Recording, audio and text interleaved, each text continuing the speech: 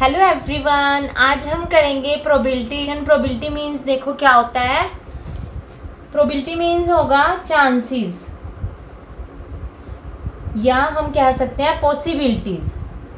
ठीक है, जैसे हम डेली लाइफ में हम बहुत सारे काम करते हैं, तो उस काम को करने के कुछ चांसेस होते हैं कि हम उस काम को कैसे कर सकते हैं, कितने चांसेस हो सकते हैं उसे करने के। ठीक है, तो अब हम पहले इसका करते हैं formula. P E means probability of event. Event means जिस भी चीज़ की, जिस भी काम की हमें प्रोबेबिलिटी फाइंड करनी है। ठीक है, तो पीई हमारी प्रोबेबिलिटी, उस इवेंट की प्रोबेबिलिटी को शो कर रहा है। ये किसके इक्वल होता है? Number of favourable outcome upon number of all possible outcomes। ठीक है, ये हो गया हमारा इसका फॉर्मूला। अब हम इसे समझते हैं कि ये कैसे होता है, कैसे ये काम करता है। अब देखो, नंबर ऑफ फेवरेबल आउटकम्स, इसका मीन्स क्या होता है? Number of favourable outcomes means जिस चीज़ की हमें प्रोबेबिलिटी फाइंड करनी है वो हमारे उस चीज़ के कितने चांसेस हैं। ठीक है, एंड अपॉन में हमें क्या करना है? Number of all possible outcomes. तो हमारे ऑल पॉसिबल आउटकम्स कितने हैं और जो हमें प्रोबेबिलिटी फाइंड करनी है, जो चीज़ के चांसेस हमें फाइंड करने हैं वो कितने चांसेस हैं। ठीक है, नीचे टोटल, ऊपर उसके फेवरेबल चांसेस। तो अब हम इसे एग्जांपल की हेल्प से क्लियर करते हैं। जैसे मेरे पास ये 3 मार्कर हैं, ये 3 मार्कर्स में से मेरे पास 2 मार्कर रेड कलर के हैं और 1 मार्कर ब्लैक कलर का है। तो मुझे अगर ब्लैक कलर की प्रोबेबिलिटी फाइंड करनी है तो मैं उसे डिनोट कैसे करूँगी? देखो, P B means probability of black colour. तो ये क्या होगा? नीचे क्या आएगा? Number of all possible outcomes. अब मेरे पास ऑल आउटकम्स कितने हैं, टोटल कितने हैं मार्कर्स? 3 पीस है मेरे पास। तो इन 3 में से क्या हो सकता है? या मैं ये वाला मार्कर निकालूंगी, या ये वाला निकाल सकती हूँ, या ये वाला निकाल सकती हूँ। तो टोटल पॉसिबल आउटकम्स कितने हो गए? 3। तो नीचे आएगा 3, और मुझे निकालना कौन सा है? ब्लैक। तो ब्लैक मार्कर कितनी बार निकाल सकती हूँ? ज़्यादा से ज़्यादा 1 बार ही निकाल सकती हूँ ना, क्योंकि 1 पीस है इसमें ब्लैक कलर का। ठीक है, तो ब्लैक कलर के फेवरेबल आउटकम्स कितने हो गए? 1। तो हमारी प्रोबेबिलिटी क्या हो गई ब्लैक कलर की? 1/3। अगर इसी तरह मैं एक और चीज़ करें, हमें प्रोबेबिलिटी रेड कलर की फाइंड करनी हो तो क्या होगा? अब देखो, रेड कलर मेरे पास इसमें कितने पीस हैं? 2 पीस हैं। तो एक बार मैंने निकाला, एक तो ये चांस हो गया इस कलर को निकालने का, एक इस कलर को निकालने का चांस हो गया। तो फेवरेबल आउटकम्स रेड कलर के कितने हो गए? 2 हो गए ना। तो ये कितने बन गया? 2। फेवरेबल चांसेस 2 हो गए, और ऑल पॉसिबल आउटकम्स कितने हो गए? 3। तो 2/3। तो इस तरह हम किसी भी चीज़ की प्रोबेबिलिटी फाइंड आउट कर सकते हैं। अब हम करते हैं इसका नेक्स्ट रूल।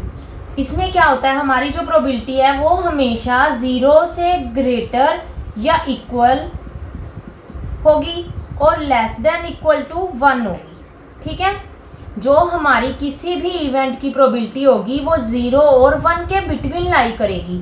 मीन्स या तो उसकी प्रोबेबिलिटी 0 होगी एग्जैक्ट, ठीक है, या फिर 0 और 1 के बिटवीन होगी, यानी कि 0 से बड़ी हो गई एंड 1 से छोटी हो गई।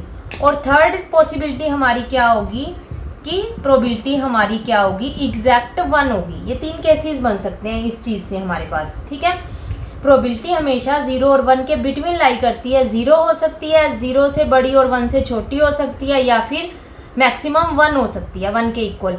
तो जो हमारी 0 वाली पॉसिबिलिटी है, प्रोबेबिलिटी अगर 0 हो तो उसे हम क्या कहते हैं? Impossible event. अगर कोई चीज़ हो ही नहीं सकती, इम्पॉसिबल है, ठीक है, तो मीन्स वो 0 हो गया ना, उसका तो कोई चांस है ही नहीं। अब अगर हम इसे इन 2 कलर के मार्कर से करें, मेरे पास कौन से मार्कर है? रेड और ब्लैक। मुझे प्रोबेबिलिटी फाइंड करनी है ग्रीन कलर की, तो ग्रीन मार्कर है इसमें? नहीं है। तो हम क्या कहेंगे? जब ग्रीन कलर है ही नहीं तो उसकी प्रोबेबिलिटी क्या होगी? ग्रीन कलर की हमारी 0 हो जाएगी। ठीक है, अब हम देखते हैं 1 वाला। अगर प्रोबेबिलिटी हमारी 1 हो एग्जैक्ट तो वो क्या होता है, श्योर इवेंट, या फिर हम कह सकते हैं सर्टेन इवेंट। इसका मीन्स क्या हुआ कि हमें जिस चीज़ की प्रोबेबिलिटी फाइंड करनी है वो श्योर है कि वही चीज़ हमारे पास, सारे चांसेस हमारे पास उसी चीज़ के हैं। ठीक है, जैसे अभी हमने रेड कलर वाला किया था, यहाँ तो हमारे पास 3 मार्कर थे ना टोटल, तो उसमें से रेड कलर वाले 2 थे, तो 2/3 हो गई। अगर मेरे पास हो ही 2 मार्कर, दोनों रेड कलर के हों, 2 मार्कर हैं, दोनों रेड कलर के हैं, तो हमें रेड की ही प्रोबेबिलिटी फाइंड करनी है। तो इसके चांसेस क्या होंगे, मैं कोई भी मार्कर निकालूं दोनों में से क्या आएगा, रेड कलर ही आएगा ना। ये निकालूंगी तो भी रेड आएगा, ये निकालूंगी तो भी रेड आएगा, तो इसकी प्रोबेबिलिटी क्या हो जाएगी, मीन्स 1 होगी, क्योंकि श्योर है कि मैं कोई भी निकालूं मार्कर रेड कलर का ही आएगा, क्योंकि मेरे पास जो चांसेस हैं, जो आउटकम्स हैं, वो रेड की ही हैं सारी। ठीक है, तो हमारी प्रोबेबिलिटी क्या हो जाएगी इसमें, रेड कलर की 1 हो जाएगी। ठीक है, अब जैसे हमारा ये वाला चांस था कि प्रोबेबिलिटी 0 और 1 के बिटवीन होगी, मीन्स कि 0 से बड़ी 1 से छोटी, मीन्स इक्वालिटी नहीं हमने इसमें ली। तो इसका मीन्स क्या हुआ, इसका मीन्स होगा कि जो हमारी प्रोबेबिलिटी होगी किसी भी इवेंट की वो पॉइंट्स में होगी। ठीक है, 0 और 1 के बीच सारे डेसिमल्स वाले नंबर आ गए ना, तो वो डेसिमल में होगी। ठीक है, जैसे हमने अभी ऊपर फाइंड की थी प्रोबेबिलिटी क्या थी, 1/3, प्रोबेबिलिटी क्या थी 1/3। तो अगर हम इसे डिवाइड करेंगे तो क्या आएगा 0.33 इस तरह से। तो मीन्स हमारी प्रोबेबिलिटी क्या है 0 पॉइंट समथिंग है, तो मीन्स वो 0 और 1 के बिटवीन है। इस चीज़ का मीन्स ये होगा। ठीक है, अब हम देखते हैं नेक्स्ट रूल, PE + PE0 = 1। अब देखो PE means probability of event, और PE के ऊपर जो ये लाइन लगी है इसका मीन्स क्या है, बार, मीन्स PE0 या P0E, यानी कि जिस इवेंट की हमें निकालनी है, अगर हमें उस इवेंट का ऑपोजिट या कॉम्प्लीमेंट्री इवेंट फाइंड करना हो तो हम क्या फाइंड करते हैं, P0E, और उन दोनों का सम है जो वो हमेशा 1 के इक्वल होगा। हमें किसी भी इवेंट की प्रोबेबिलिटी फाइंड आउट करनी है और उसके किसी भी इवेंट की प्रोबेबिलिटी है और उसके कॉम्प्लीमेंट की प्रोबेबिलिटी है, तो उन दोनों का सम क्या होगा, हमेशा 1 होगा। ठीक है, इसे हम एग्जांपल की हेल्प से ही क्लियर करते हैं। अब देखो, जैसे मेरे पास ये 2 कलर की बोटल्स हैं, ठीक है, इसमें एक रेड कलर है, एक ग्रीन कलर है। अब हमें रेड कलर की फाइंड आउट करनी है पहले प्रोबेबिलिटी, तो हमारा PE क्या होगा, टोटल हमारे पास आउटकम्स कितनी है, 2 आउटकम्स है ना टोटल, और रेड कलर की कितनी है, यहाँ रेड लिख लो आप, रेड कलर की कितने चांसेस है हमारे 1।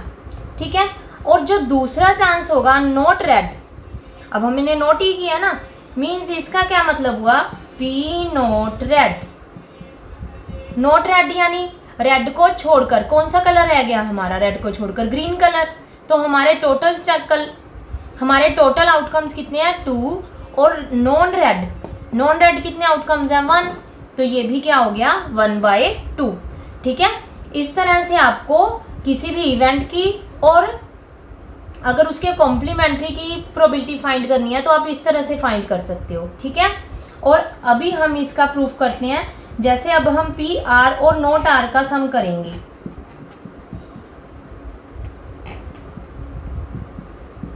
तो ये क्या आएगा 1/2 + 1/2, मीन्स 1/2 + 1/2 मीन्स क्या हो गया 2/2 = 1।